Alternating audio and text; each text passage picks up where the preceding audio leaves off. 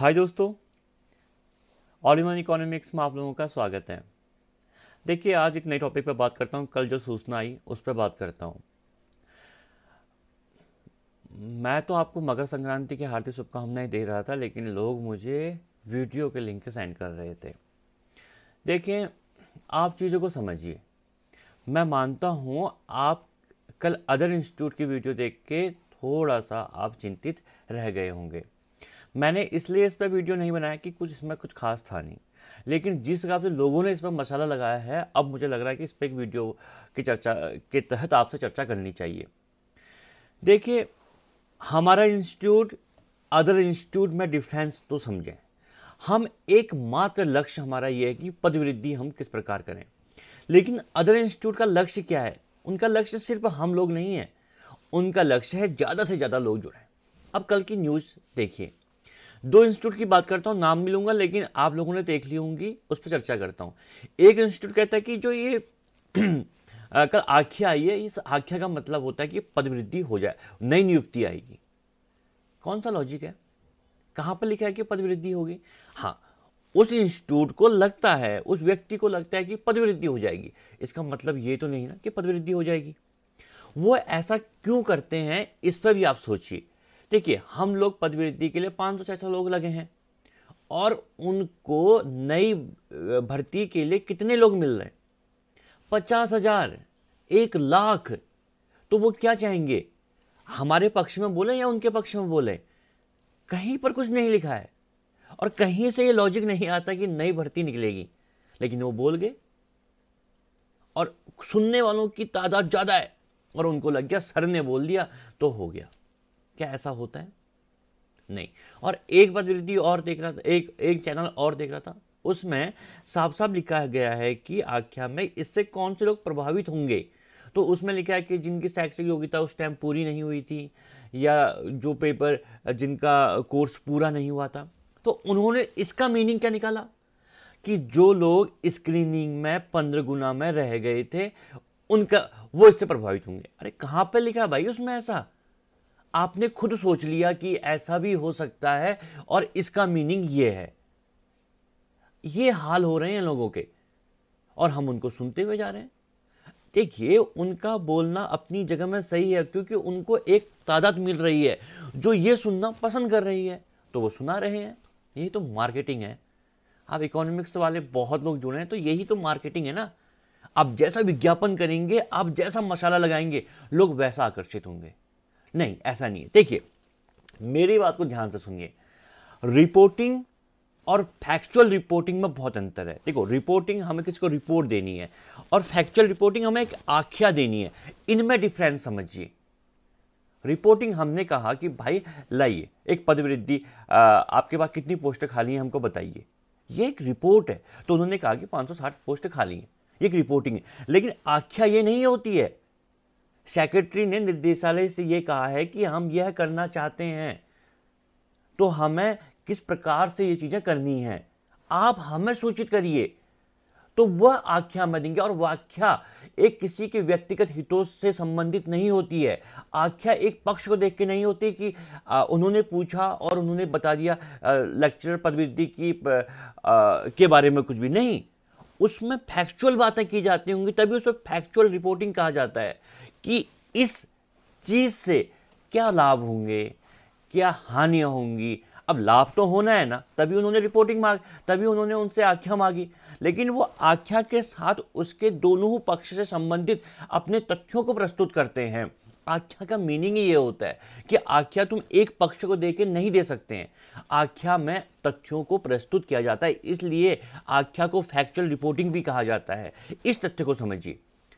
तो इसलिए उसमें सकारात्मक बातें और नकारात्मक बातें दोनों ही कही जाती हैं, जिससे किसको वो पत्र दे रहे हैं?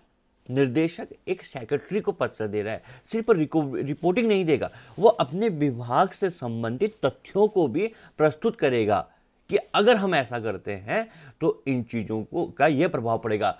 और फैक्चुअल रिपोर्टिंग खाली एक पत्र नहीं होता, उसमें फैक्ट पे बात होती है, पॉइंटों के आधार पर बात होती है कि हर पॉइंट का एक अलग मीनिंग होता है। एक कहानी नहीं लिखी जाती है उसमें, उसमें बताया जाता है कि यह तथ्य से ये होगा, होने प्रारंभ में ये चीज़ें हुई थी, अब नया हम प्रक्रिया करेंगे तो उसमें क्या होगा, और उसके बारे में इस प्रकार से प्रक्रिया हो रही है।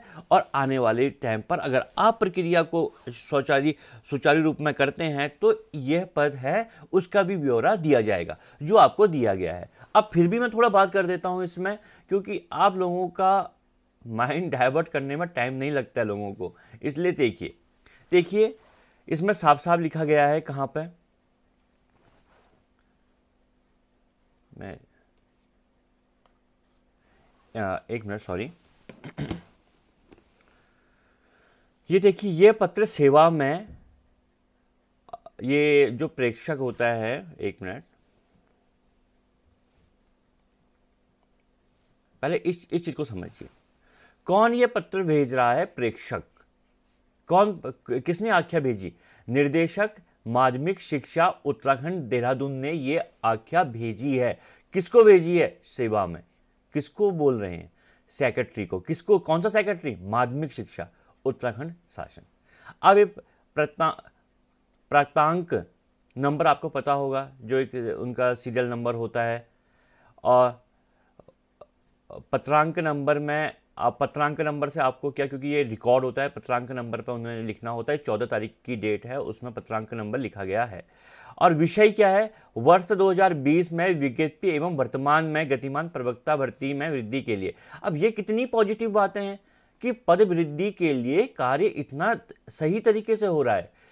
अदर इंस्टीट्यूट ने कब पहल करी इस पद वृद्धि के लिए?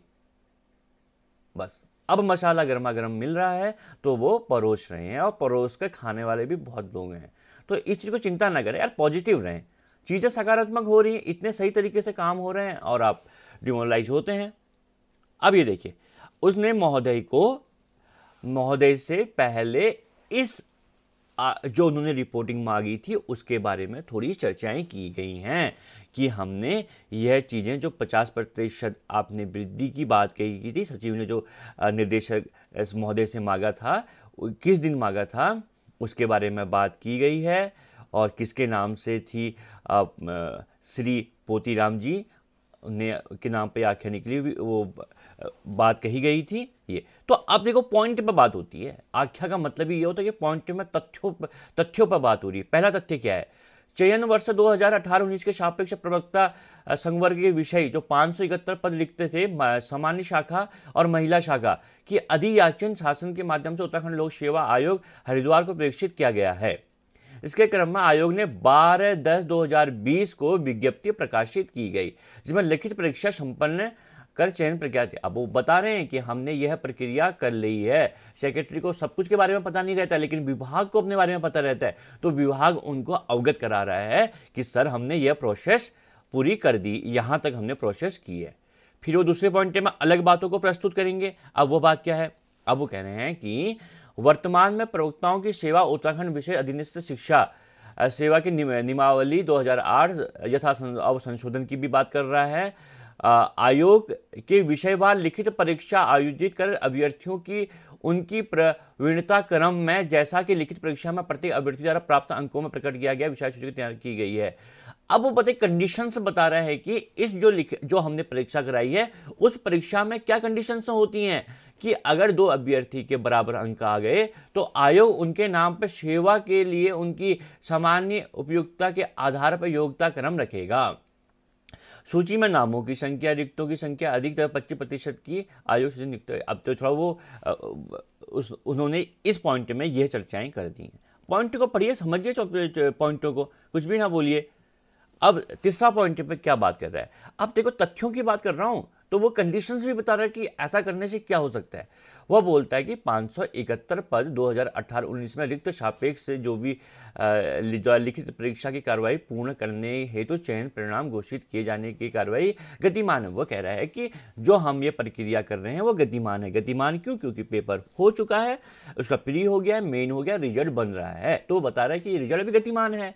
और विज्ञप्ति पदों की संख्या वर्तमान में 25% अतिरिक्त पद वृद्धि की जाती है। अब सेक्रेटरी ने कहा था कि हम 25% वृद्धि करना चाहते हैं, तो अगर वो बोल रहा है कि अगर 25% आप वृद्धि करते हैं तो ऐसे अभ्यर्थी जो तत्समय उक्त विज्ञप्ति के क्रम में आवेदित करने से रह गए थे, वो कह रहा है कि जिस टाइम उनका कोर्स पूरा नहीं हुआ था या एमए नहीं हुआ था या बीएड नहीं हुआ था, वह अपना उस आवेदन करने से रह गए थे, तो तत्क्रम में निर्धारित शैक्षिक प्रशिक्षण अर्हता पूर्ण न कर पाने के कारण आवेदन नहीं कर पाए तथा वर्तमान में उक्त पदों के हेतु अर्हताधारी अब तो वो अर्हताधारी है ना, तो उनके द्वारा आपत्ति की जा सकती है। वो कह रहा है कि हाँ, अब जो नए लड़के हैं जो नई विज्ञप्ति के लिए पहल कर रहे हैं वो आपत्ति कर सकते हैं, इसके द्वारा न्यायालय में वाद याचित किया जा सकता है। वो बता रहा है कि अगर हम ऐसा कर रहे हैं तो वो कोर्ट जा सकते हैं। इसका मतलब अगर कोर्ट गए तो डिसीजन आएगा, उसमें जो ये विज्ञप्ति है वो थोड़ा और डिले हो सकती है, उसका रिजल्ट आने में हम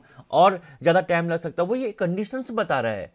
इससे जो हम नियुक्ति करना चाह रहे हैं वो नियुक्ति जल्दी ना होकर वो नियुक्ति कुछ समय बाद होंगी, क्योंकि रिजल्ट आने में टाइम लगेगा कोर्ट का।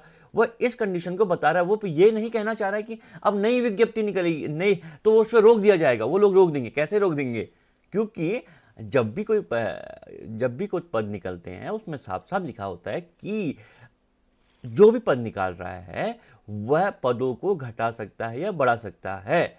लेकिन इसका मीनिंग ये नहीं है, इसका मीनिंग यह है कि थोड़ा रिजल्ट आने में टाइम लग जाएगा। सरकार नियुक्ति करना चाह रही जल्दी, लेकिन नियुक्ति प्रक्रिया में बाधा हो जाएगी, कुछ टाइम बाद नियुक्ति आएगी, क्योंकि कोर्ट जाएगा तो यह चीज़ रुक जाएगा। लेकिन वह बताता है, फिर एक चौथा पॉइंट तो और था, फिर देखिए वो चौथे पॉइंट में बात करता है कि किसी वर्ष से ऐसा कुछ हुआ होगा जब विज्ञप्ति में किसी क्रम में प्रकार संशोधन किया गया होगा, तो लोग उच्च न्यायालय नैनीताल गए होंगे, में कोई रुचि कार्यपाल ने ये याचिका डाली होगी, उस पर वो बात कहता है कि उस टाइम भी कुछ ऐसी कंडीशन आई होगी और उस टाइम जो रिजल्ट आया वो प्रतिकूल वर्णित किया गया है।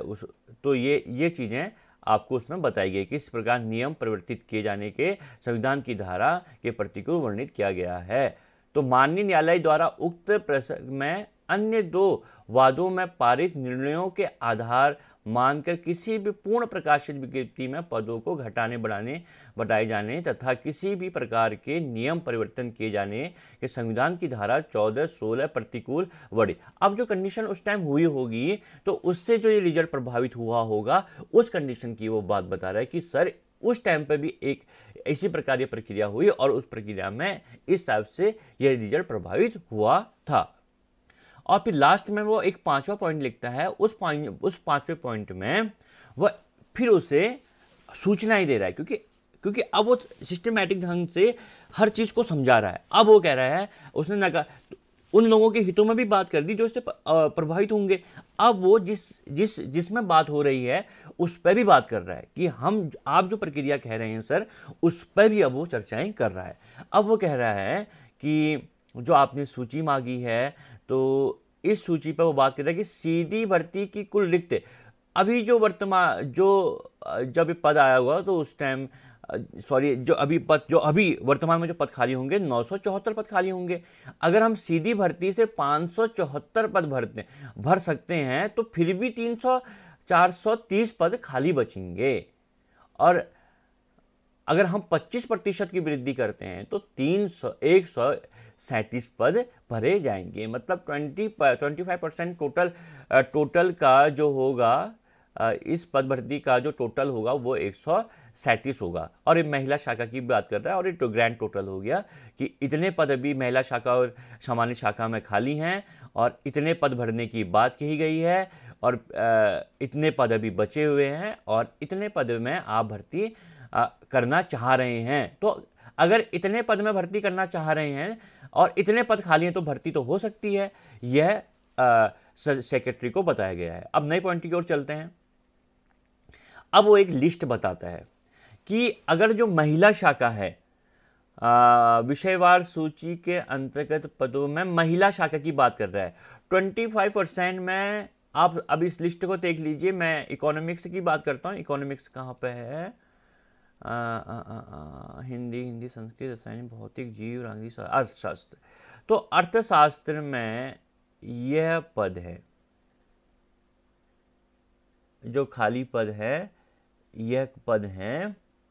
अब मुझे साफ साफ दिखाई नहीं दे रहा है, लेकिन जो रिक्तियों में पद वृद्धि होगी शायद एक पोस्ट महिला शाखा में होगी। ये मेरे पास पीडीएफ साफ साफ नहीं आई है, आप देख लीजिए। लेकिन एक पद वृद्धि होगी 25% में महिला शाखा में। और यहीं इकोनॉमिक्स की बात करूं, इकोनॉमिक्स में जो 25% निकाला जाएगा, उस 25% में 20 पदों की वृद्धि होगी। हर सब्जेक्ट देख लें, हिंदी में 21 है, शायद 19 इंग्लिश में है, तो हर सब्जेक्ट में दिया है, हर सब्जेक्ट में 25% निकाला गया है। तो तथ्यों के साथ प्रस्तुत होती है आख्या, तो तथ्यों को प्रस्तुत कर रहा है कि क्या जिनको हानि हो रही है उनको किस प्रकार हानि हो सकती है, जिनको लाभ हो सकता है उनको किस प्रकार से लाभ हो सकता है, लेकिन वो रिपोर्टिंग इस प्रकार से देते हैं। तो ये चीज होगी। तो कहीं से आपको ये कैसे लग रहा है कि इस पद से पदवृद्धि नहीं होगी? कहां पर ऐसा कहा गया है? आप गोपनीय आख्या को का मीनिंग ही नहीं समझे हैं कि गोपनीय आख्या क्या है। ये एक फैक्चुअल रिपोर्टिंग है। आप तथ्यों के साथ आपको अपनी रिपोर्टिंग प्रस्तुत करनी है। और एक निर्देशक अपने विभाग के बारे में जानकारी जानता है, तो उन्हें अच्छी तरीके से वो समझाकर अपनी आख्या उनको प्रस्तुत कर रहा है। तो इस चीज को समझिए। तो आइए, मैं जहां तक समझता हूं आप लोग को मेरी बातें समझ में आई होंगी। ग्रुप में भी कुछ लोग ऐसे हैं जो दिन भर नकारात्मक बातें करते हैं। मुझे तो पर्सनली आप लोगों से कहने का मन नहीं है, लेकिन परसों एक खास मित्र ने मुझे ऐसी बात कह दी, मुझे कुछ कहना नहीं आया। क्यों? क्योंकि लोगों का चरित्र ही ऐसा है। लोगों को अच्छी बातें अच्छी नहीं लगती हैं। वो लोग फ्रस्ट्रेट है, वो खुद तो परेशान है, खुद को भी परेशान, दूसरों को भी परेशान कर रहे हैं। इसलिए मैं कहता हूं, गलत लोगों की संगति बिल्कुल भी जरूरी नहीं है। आप अच्छे लोगों के साथ रहिए और अच्छी बातें करिए, और इस पदवृद्धि के लिए आप सकारात्मक रहिए, हमारा साथ बना के रखिए। यह पदवृद्धि होगी, इसका भरोसा मैं आप लोगों को देता हूं। तो इसी प्रकार से हमारे आप ग्रुप में जुड़िए, पदवृद्धि के लिए हमारा साथ दें, और इस पदवृद्धि को आगे करने में आप लोगों का भी सहयोग काफ़ी चाहिए हमें।